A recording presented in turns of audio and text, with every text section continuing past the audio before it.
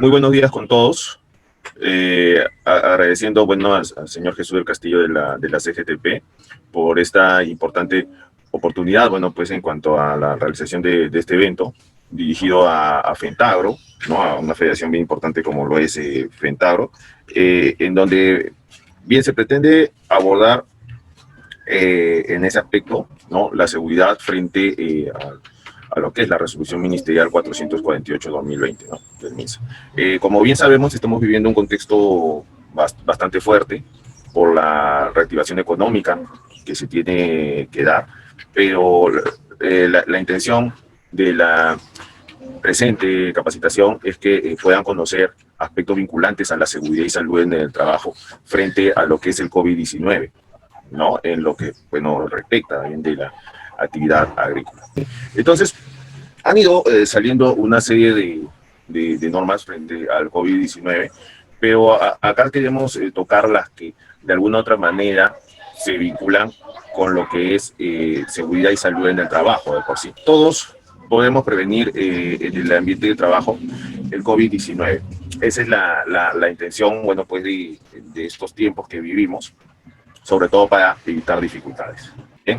Todos podemos prevenir en el sentido del COVID-19 que nos está quejando. Ahora inclusive tenemos, si bien es cierto, un rebrote, cada vez más tenemos que cuidarnos, cada vez más tenemos que cuidarnos, sobre todo pues en esta pandemia que estamos viviendo. ¿Bien? Entonces, el sistema de gestión de seguridad y salud de trabajo de por sí es exigido a través de la ley 29783. Para tener un panorama, ya tenemos una exigencia a través de la ley 29783, la ley de seguridad y salud en el trabajo, que es del año 2011, la cual en líneas generales hablaba de que las organizaciones deben implementar un sistema de gestión de seguridad y salud en el trabajo, ¿no? En donde este sistema de gestión representa un conjunto de elementos interrelacionados interactivos que permiten establecer una política y sobre todo objetivos de seguridad y salud. Sobre todo mecanismos y acciones que permitan alcanzar en ese sentido estos objetivos. También tenemos que reconocer que a nivel sectorial muchos sectores en realidad se debieron adecuar a la ley de seguridad, ¿no? O sea, sacar su norma sectorial respectiva con respecto al tema, ¿no? Que en este caso, no había sectores que sí lo han hecho, como lo es el caso de minería, como lo es el caso del sector de electricidad, ¿no? El sector de construcción. Sin embargo, hay sectores que no han podido realizar una normativa en seguridad y salud en el trabajo, propiamente dicho, ¿no? Como lo es justamente el caso del sector agroindustrial. Ahora, ¿qué es lo que tenemos que reconocer que ha pasado, ¿no? Que si queremos decirlo, algo que tenemos que agradecer al COVID-19, aunque parezca algo paradójico, lo que voy a decir, es que en este aspecto se da una oportunidad de mejora interesante como para, de alguna manera, remontar o reflotar el tema de seguridad y salud en el trabajo. ¿Eso por qué? Porque en el caso del sector agroindustrial cuenta con una norma sectorial, propiamente dicha, pero sí hay una norma que sí habla, que se puede hablar un poquito, que es justamente de la previsión del COVID-19 en el sector agroindustrial, ¿no? Que salió publicado el 28 de junio. Entonces, esto nos da una importante oportunidad de mejora para que los sectores pues tengan la responsabilidad de ver estos temas. Bien, entonces, a nivel macro, existe la Ley de Seguridad y Salud del Trabajo, que como dijimos es del año 2011. Su reglamento sale publicado en el 2012 y posteriormente ya salen, ciertas modificatorias de por sí. Bien. Es importante que siempre en todo sistema de gestión de seguridad y salud en el trabajo se tenga en cuenta el tipo de empresa, o si queremos decirlo de otra manera, el tipo de organización, también el nivel de exposición de los peligros y riesgos, y la cantidad de los trabajadores expuestos. Esas tres variables son bien importantes para efectos de una implementación del sistema de gestión de seguridad y salud en el trabajo, ¿no? Ahora, hay que tener en cuenta que mucho depende de la complejidad de los procesos, ¿no? Claro, alguien me dirá, pues, ingeniero, pues obviamente una cosa es una industria y otra cosa es el sector agroindustrial. Efectivamente, sí. Y claro, lo que distingue, lo que hubiese sido es que justamente hay una norma sectorial vinculado a ello. Lógicamente no sea lo mismo construcción que minería, ¿no? Son realidades muy particulares. ¿Ya? Pero al margen que no existe una norma, igual eso no quita pues que la organización pueda haber directrices o normativa nacional existente, o sobre todo alguna normativa internacional existente, que sí, de alguna manera, de forma internacional, existen normativas. Tenemos ejemplos, como lo es el caso de construcción, tenemos ejemplos también, como lo es el caso de los estibadores terrestres. Bien, entonces, eso cabe recalcar, bueno, pues donde se destaca esa realidad particular que se debe ver en cada organización, muchas de ellas que se tiene que ver de forma sectorial de por sí. Bien. Entonces, una exigencia que también es importante y que siempre se debe de ver, ¿no? Se tiene, en cuanto a la ley 29.783, normas, o sea, resoluciones ministeriales, decretos supremos que la apoyan, ¿no? Hay normas que son de apoyo y que hay que tener en cuenta, ¿no? Sobre todo que se han ido dando para el tema de seguridad, ¿no? Entonces, no es que, ojo, el tema de seguridad y salud de trabajo es algo nuevo. Entonces, es algo que si queremos decirlo, ya muchas organizaciones debieron haberlo implementado o realizado. Bien, entonces, hay organizaciones que se han ido avanzando, hay otras, muchas que no. Y lo que ha pasado es que justamente a raíz del COVID-19 han podido avanzar con el tema. Entonces, una resolución que quiero resaltar es la resolución ministerial 260-2016, que nos habla del registro de los miembros del Comité de Seguridad o Supervisor de Seguridad y Salud de Trabajo. Para entenderlo de manera fácil, ¿no? Lo que exige la ley es que una regla siempre sustancial. Menos de 20 trabajadores se debe tener la exigencia de contar con un supervisor de seguridad y salud de trabajo. Y más de 20 trabajadores, la exigencia de contar con un comité de seguridad y salud de trabajo, ¿no? Entonces, muchas organizaciones superan, lógicamente, los 20 trabajadores en la planilla, y por ende deben contar con el comité de seguridad y salud. Entonces, si mi organización le corresponde, sea tener o supervisor de seguridad y salud de trabajo o comité de seguridad y salud de trabajo, debe de registrarse en la planilla electrónica, en lo que se llama el T-registro. Esto es aplicable netamente para empresas, no para entidades públicas, pero sí se entiende para empresas, ¿no? Entonces, eso es algo que, sobre todo, a las personas que están asistentes deben preguntarse, ¿no? Si, por ejemplo, existe un comité de seguridad, muy bien, que tiene como mínimo funcionamiento 1 año, máximo 2 años, según la normativa, ¿no? Entonces, el mismo está registrado en la planilla electrónica. Entonces, ¿qué quiere decir? Que debemos coordinar con el contador de nuestra empresa, ¿no? Para corroborar ese tema que estamos haciendo mención. Corroborar si es que realmente se figura en esta planilla electrónica como registro. Porque el hecho que no figure, sin exagerar, es como si no se contase con ese comité. Entonces, eso para precisar. Bien, también tenemos una estructura básica que se muestra en cuanto al Plan Anual de Seguridad y Salud en el Trabajo. O sea, el Plan Anual lo que en sí sintetiza los elementos que cuenta el sistema de gestión de seguridad y salud en el trabajo, ¿no? Es decir, un plan anual de seguridad de alguna manera describe cómo se va a desarrollar este tema de seguridad y salud, ¿no? Y entre sus bases principales está, por ejemplo, la política de seguridad y salud de trabajo, objetivos y metas, una herramienta fundamental que es la identificación de peligros y evaluación de riesgos, ¿no?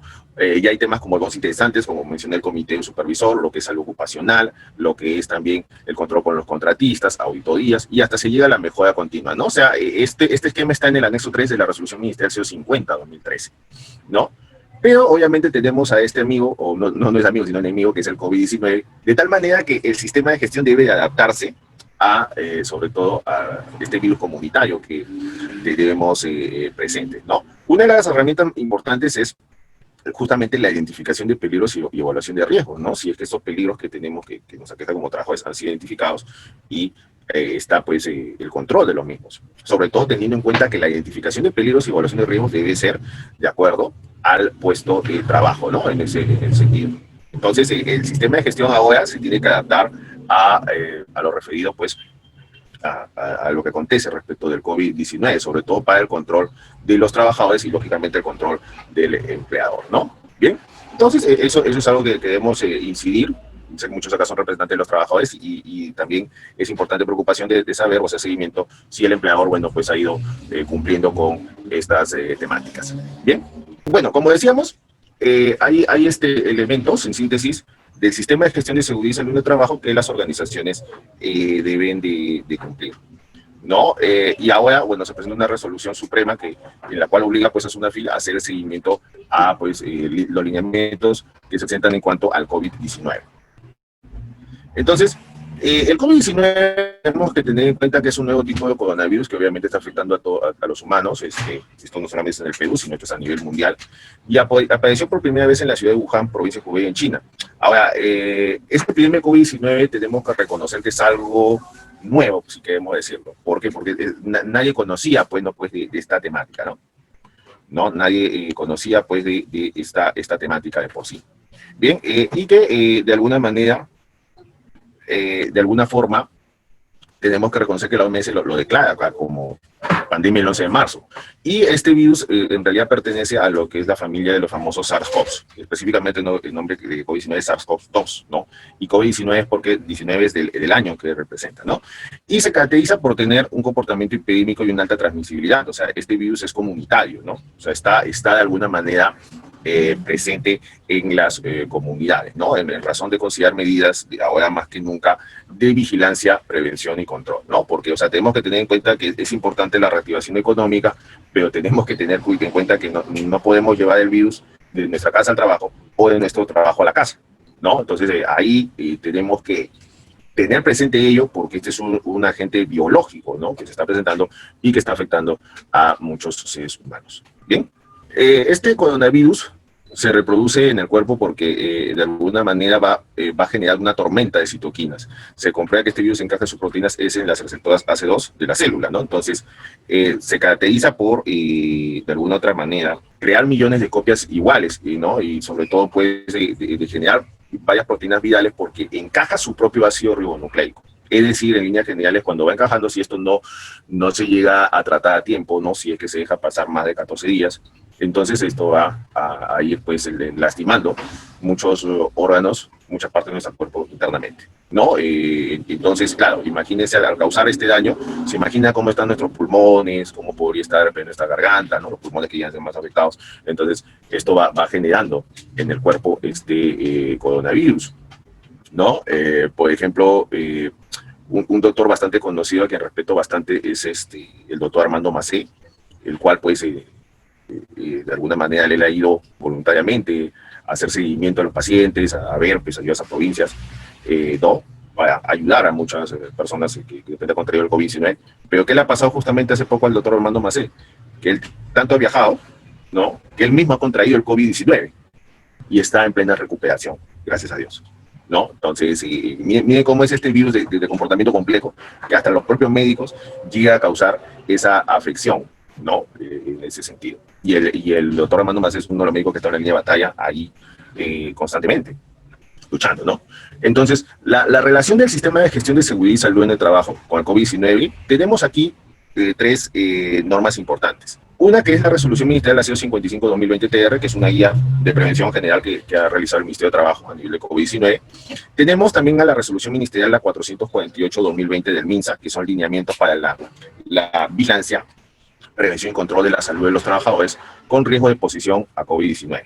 Tenemos también a la resolución ministerial, también para que lo conozcan, de repente ya han escuchado, la 152, escúchame, la resolución ministerial, la 152-2020-MINAGRI, que es justamente el Ministerio de Agricultura, que tiene sus anexos y es el protocolo para la implementación de medidas de vigilancia, prevención y control frente al COVID-19 en la actividad agrícola, ¿no? Entonces, es la idea que la organización, que toda organización, pues, que se catalogue como persona jurídica, es decir, empresa, netamente. No estamos hablando de persona natural con negocios, sino personas jurídicas, por si acaso, ¿ok?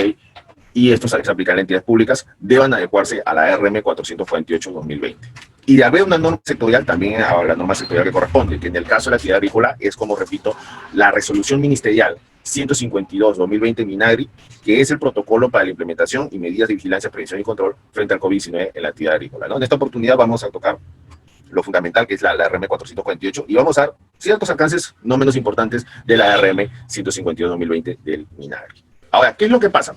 Que en esta resolución ministerial 448 se establece un plan, no obstante cabe precisar que cuando el MINSA publica esta norma, existía una anterior, que era la resolución ministerial 239, esa ya no la tenemos en cuenta, con su movimiento que salió, no, ya no, se tiene en cuenta ahora netamente la 448, la cual, creo que se ve la pantalla en su anexo 4, establece una estructura para la vigilancia, prevención y control de COVID-19 en el trabajo, ¿no? Entonces, hay que recalcar algo, y no menos importante. Si bien es cierto, en la resolución ministerial del MINAGRI, la 152, se establece la estructura de este plan, pero sobre todo lo que se exige ahora es la estructura de este plan de prevención, perdón, de vigilancia, prevención y control de COVID-19 en el trabajo, que establece la resolución ministerial 448, ¿no? 2020, en donde se debe establecer los datos de la empresa o entidad pública, los datos del lugar de trabajo, los datos que son del servicio de seguridad y salud en el trabajo, ¿no? Que quienes son los encargados de implementar el área de seguridad, nómina de trabajo por riesgo de posición, bueno, considerando sobre todo la exposición de riesgo de los trabajadores, responsabilidad para el cumplimiento del plan, el presupuesto y proceso de adquisición de insumos para el cumplimiento del plan. También importante los procedimientos para el regreso y reincorporación al trabajo, ¿no? Sobre todo de muchos de nuestros compañeros. La lista de chequeo checklist y el documento de aprobación del Comité de Seguridad y Salud en el Trabajo, ¿no? El Comité de Seguridad que tiene representantes del empleador y representantes de los trabajadores. Muy bien. Entonces, es importante, ¿no? Que ustedes como trabajadores en vuestra organización tengan conocimiento si es que la organización ha hecho este tipo de plan y si es que lo ha presentado al MINSA como corresponde, ¿no? O sea, eso es importante resaltar, porque no vaya a ser, o sea, no podríamos hablar de protocolos de cumplimiento, antes que nada, si es que la organización no ha presentado el protocolo, o mejor dicho, este plan de COVID-19 ante el Ministerio de Salud. Eso sí tiene que estar bien claro. Y claro, acá como podemos apreciar, el documento de aprobación del comité es importante, pero no solamente de repente un comité, sino también de un supervisor. También, bueno, este registro del plan debe ser lo que se llama el SIS-COVID, muchos de estos planes se han apuntado a través de un correo electrónico, y que hay que comprender acá también, que en ese sentido, el Servicio de Seguridad y Salud en el Trabajo, o que nada a sus veces, o sea, ¿qué quiere decir esto? O sea, si la organización tiene un área de seguridad, o si no lo tiene, ¿ya? Es el responsable de elaborar el presente plan, ¿ya? O sea, ¿quién lo elabora? Es el área de seguridad. No es que lo elabore el comité o supervisor de seguridad de trabajo, sino es el área de seguridad de la organización. Si no lo tiene la organización esa área de seguridad, puede contratar a un tercero o ver quién lo pueda realizar, un especialista en seguridad, pero tiene que haber esa elaboración del mismo, ¿ya? Y es el Comité de Seguridad y Salud en el Trabajo como quien lo aprueba. Puede ser el comité o supervisor de seguridad en un lapso máximo de 48 horas a partir de la recepción del mismo. ¿Por qué se habla de comité o supervisor? Como dije, para que haya supervisor de seguridad tiene que haber menos de 20 trabajadores. Para que haya comité de seguridad en el trabajo tiene que haber más de 20 trabajadores. Bien, entonces cuando se realiza este plan, ¿no? En ese sentido, debe de, o bien tener la aprobación del comité si aplica para la empresa o del supervisor de seguridad. Y el comité de supervisión tiene máximo 48 horas, es decir, si hubiese alguna observación, alguna desviación, algo que no esté bien, tienen 48 horas para coordinar con el servicio de seguridad para que se suplan las mismas, ¿ya? No sería, ¿qué quiere decir esto? No sería idóneo, pues, que, por ejemplo, haya un plan de seguridad que se elabore y que en ese sentido no esté aprobado por el comité. Eso no puede ser posible. Si la empresa tiene un comité de seguridad y no les remitieron el plan, eso es una falta realmente muy fuerte, ¿ya? Entonces ahí hay que tener mucho cuidado en ese aspecto con esa temática. Y nuevamente, como decimos, ¿de dónde proviene el Comité de Supervisión de Seguridad? De la Ley 29783 del año 2011 que hice mención en líneas generales a la introducción, ¿no? La misma. Entonces, es importante en líneas generales para el contenido del plan, con cuestiones importantes como el número de trabajadores, la nómina, ¿no? Sobre todo porque ya se habla de la exposición de riesgo de muy alto, mediano, bajo, las características, ¿no? De vigilancia, prevención y control de riesgo por la exposición de este SARS-CoV-2. También tenemos que considerar medidas de salud mental, ¿no? Sobre todo para una adecuada clima laboral, bueno, también como que el tema de salud mental se quiere ir abordando porque tenemos que reconocer que muchos trabajadores, bueno, pues desafectados, mucho está cuarentena. Y reiterando que este plan debe registrarse en el MINSA, y más ahora que nuestros amigos del CENSOPA son los llamados a hacer el registro del plan, ¿no? A hacer, mejor dicho, la administración de este plan. Si CENSOPA, por ejemplo, llegase a tener alguna observación de ese plan, lo tiene que hacer saber a la organización debidamente, ¿no? Bien, entonces es importante, reiteramos que si hubiese un área de seguridad o una persona que es especialista en seguridad de la organización, tiene que tener acá una importante conexión con el Comité de Seguridad y Salud en el Trabajo, ¿no? En ese sentido. Bien, eso bueno, como indicación general. Bien, es importante, según la RRM 448, y también lo hace mención la 152-2020 del MINARI, buscar asegurar superficies libres del COVID-19, porque tenemos que reconocer que este virus sí está por bastante tiempo pues en ambientes, en mobiliario, en herramientas de trabajo, ¿no? Donde pues ahí tenemos que tener protocolos de limpieza, ¿no? Sobre todo que sean protocolos previos al inicio de las labores diarias. Porque claro, lo que no se quiere es de que el COVID-19 pues se adquiera en el ambiente de trabajo. Eso es lo que tenemos que siempre buscar asegurar. También asegurar la medida de protección y capacitación, sobre todo para el personal que realiza la limpieza, establecer estas frecuencias con que se debe realizar la limpieza en campo, en este caso, ¿no? O sea, ahí se tiene que buscar asegurar buscar asegurar esa limpieza de esas superficies, ¿no? Esa limpieza y desinfección que debemos tener en cuenta, y es obligación del empleador, ¿no? Y eso está en el numeral 721, ¿no? Bien, pero la norma sectorial que hemos hablado, la 152/2020, sí se habla, ojo, también de ello. Eso sí cabe aclarar, por si acaso.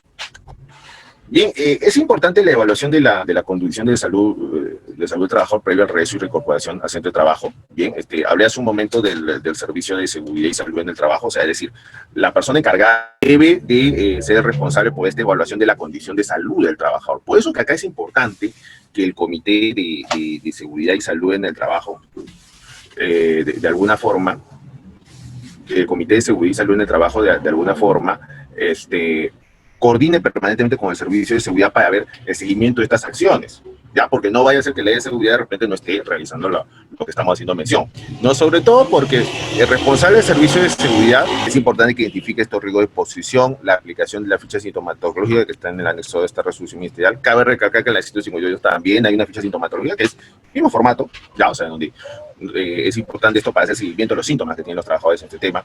Los casos de sospechosos que pudiesen haber deben ser atendidos y manejados mediante un documento técnico, que es sobre todo la resolución ministerial 193/2020. Y bueno, es importante la aplicación de pruebas serológicas o pruebas rápidas, o también las moleculares para COVID-19, ¿no? Donde pues ahí se tiene que ver la gestión del mismo, ¿no?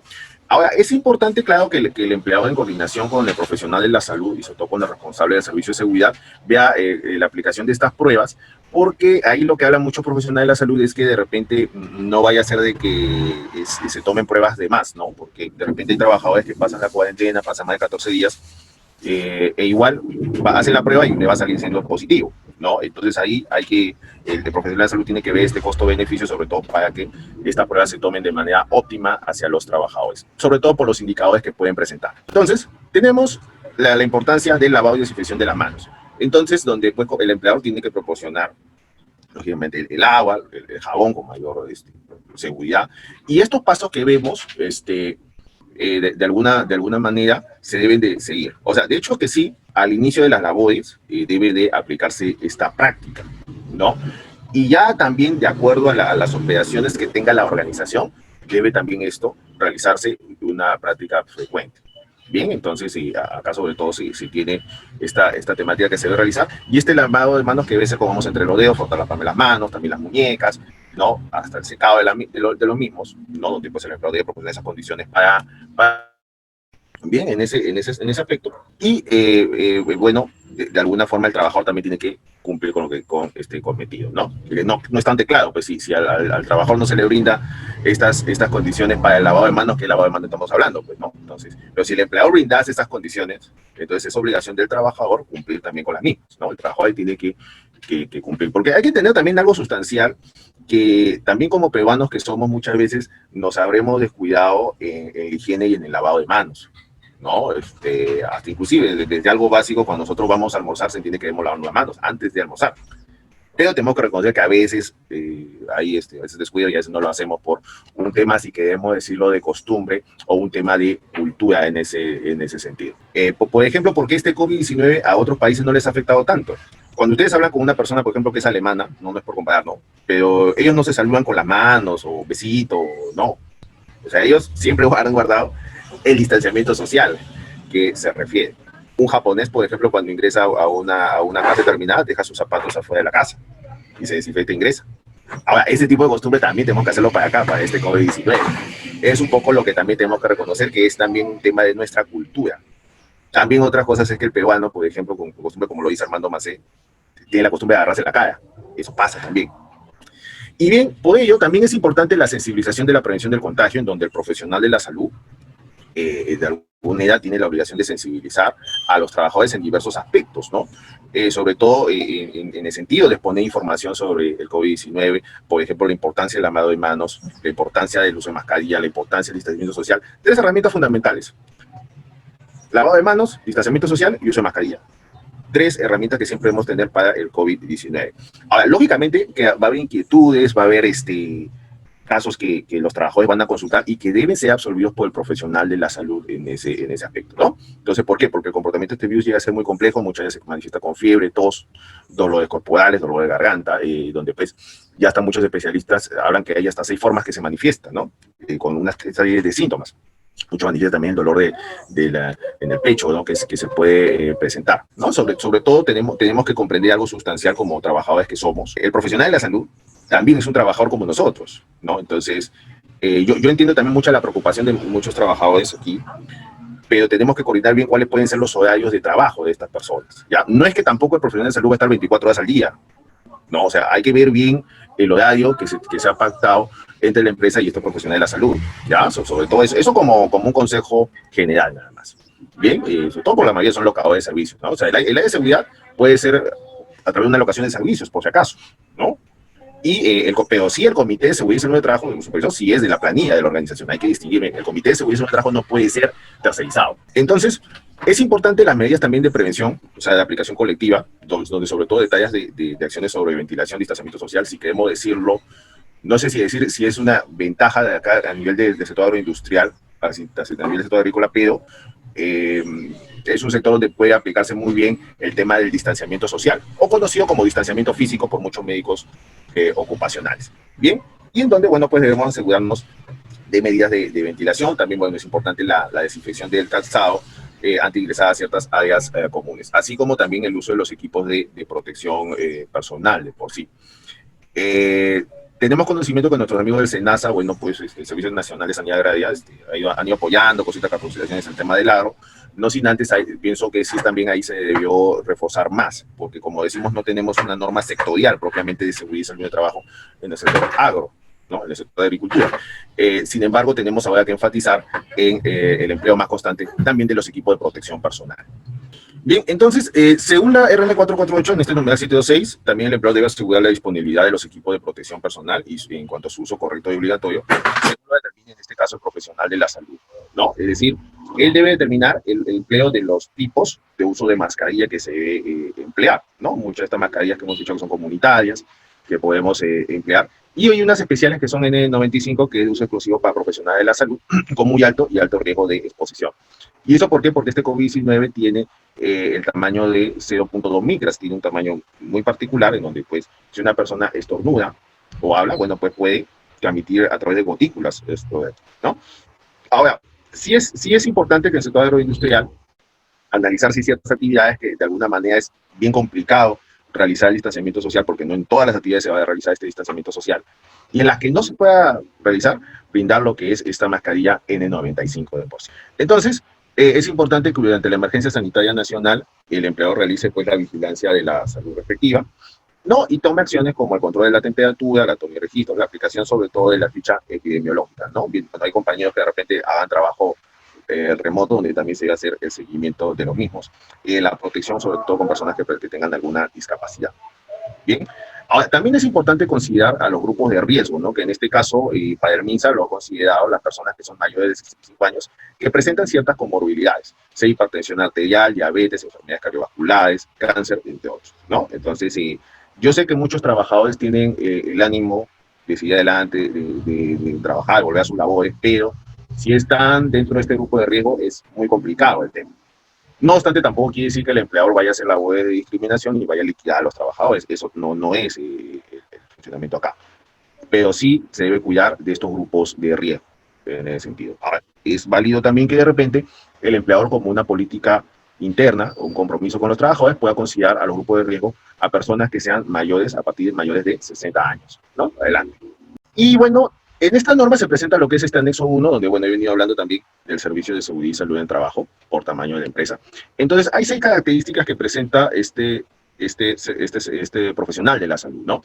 Centro de trabajos tipo 1, que donde no se incluyen los que están en el Decreto Supremo 00398, SA, ¿no? Es decir, los que pues, no están obligados a contar con el seguro complementario de trabajo de riesgo. De repente algunos que sí lo han escuchado, este famoso SCTR, están comprendidos en este grupo de 5 a 20 trabajadores, ¿no? Donde pues el empleador podría, no es una obligación, podría contar con un especialista o un profesional de la salud, ¿no? En los centros de trabajo tipo 2 y tipo 3, ¿no? En los centros de trabajo tipo 2, donde pues si se incluye a los que están hasta 20 trabajadores, los que están incluidos en el STR, sí se debe contar con un especialista y un profesional de la salud de por sí. ¿No? Yo sé que en muchas organizaciones, por lo que he podido ver, en mi experiencia, están diciendo, bueno, pero ¿para qué vamos a contar con estos profesionales? ¿En qué nos van a ayudar? No, hombre, no, o sea, tenemos que ver el tema de la seguridad y salud del trabajo, ¿no? No es que si el empleador quiera o no quiera, no, tienen que ellos ver ese tema para el beneficio de los trabajadores. Bien, y en ese sentido, para los centros de trabajo tipo 3, como podemos apreciar en la lámina, de 21 a 50 trabajadores. En lo de tipo 4, de 51 a 100, podemos apreciar que es un especialista y un licenciado o una licenciada en enfermería, ¿no? Para esa vigilancia de la salud. Y de 101 a 500, sí es un equipo más grande de un especialista, un licenciado en enfermería y un médico ocupacional, ¿no? Donde pues ahí ya es un equipo pues, que tenga que ver ese tema y que se aplica lo mismo para el centro de trabajo tipo 6, donde ya se supera, bueno, más de 500 trabajadores.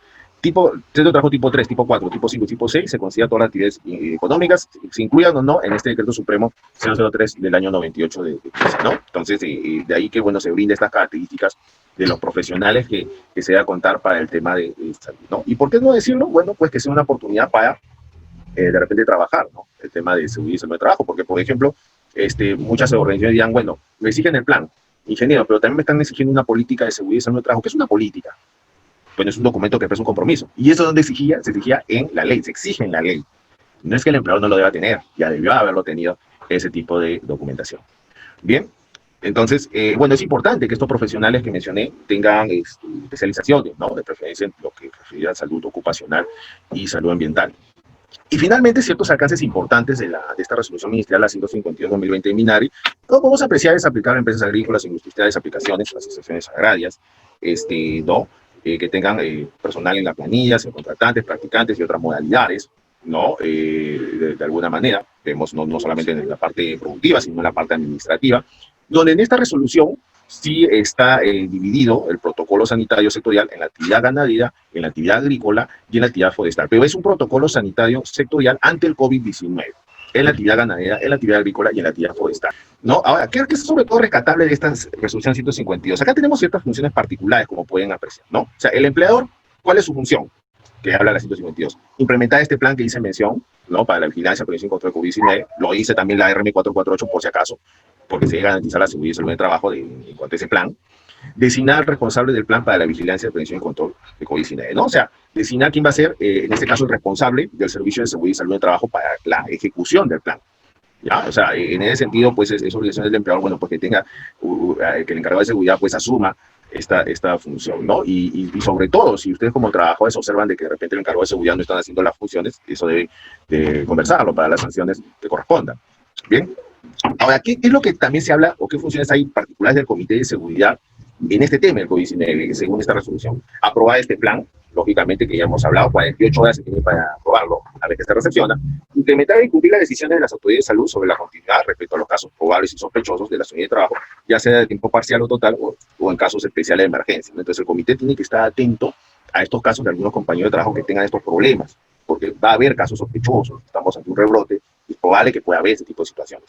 Y algo importante que también nos rescata esta norma, que es organizar los roles, procedimientos y frecuencias de estas actividades para la vigilancia, prevención y control frente al COVID-19, ¿no? O sea, y esos roles y procedimientos de esta frecuencia debe estar coordinado, bueno, pues, con el servicio de seguridad. Y si en caso, pues, no, de repente en el sector, en estas organizaciones agrícolas, no se contase con el área, pues, por ejemplo, el comité puede exigir de que de repente a través de una tercerización se cuente con la misma para organizar estos roles de los procedimientos. Esta coordinación importante que debe haber. También se habla en la misma del personal de salud, asistencia y asistente social que puede haber, ¿no? Donde ella debe tomar los datos del trabajo que se ha reportado para el jefe supervisor de área. El jefe supervisor de área también habla las funciones ahí, pero es demasiado extenso, no lo se pone porque también tiene extenso, ¿no? Reportar este caso sospechosos a la autoridad de salud, monitorear el estado de salud de los trabajadores que se reporte como sospechoso para descartar este tema de contagio. Verificar el traslado del trabajador, del centro de trabajo desde el centro de trabajo de operaciones, cumpliendo con las medidas de protección que resulten aplicables, ¿no? Y sobre todo el médico ocupacional va a entablar contacto con la entidad de salud a cargo para llevar el tratamiento, sea en el salud de MISA, y poner a disposición la información relevante, ¿no? Eso también es algo que cumple la asistencia social. Y bueno, en su anexo 5, en esta resolución, se presenta estos procesos críticos en actividades agrícolas, producción, transformación y comercialización, ¿no? Y acá se destaca sobre todo 12 actividades primordiales. Estos protocolos deben de darse, como podemos apreciar, tanto en ingreso y salida del personal al campo, el abastecimiento de insumos, en la labor de campos en siembra y cosecha, insumos y productos frigoríficos, operaciones de carga y descarga, transporte de personal, así desde las fincas, plantas y unidades productivas, operaciones en planta de procesamiento primario, selección y empaque, zona de alimentación para el personal, que sean los comedores que puedan haber, manejo y disposición final de los residuos, sobre todo porque tenemos que tener en cuenta que en el sector agroindustrial también está la generación de residuos peligrosos por los plaguicidas que pueden haber, ¿no? Plaguicidas, herbicidas, entre otros. Manejo de personal eventual, abastecimiento de mercados de productores, o sea, en el transporte, sobre todo, el control de tráfico de productos y consumidores en mercados de productores, perdón, y algunas otras actividades, pero que sean vinculantes a estos procesos críticos. Bien, eso sobre todo para prevenir la exposición de riesgo de contagio. Bien, finalmente, la salud no lo es todo, pero sin ella todo lo demás es nada, y eso es lo que nos dice nuestro amigo Arthur Schopenhauer, que es un filósofo alemán. Ok, muchas gracias.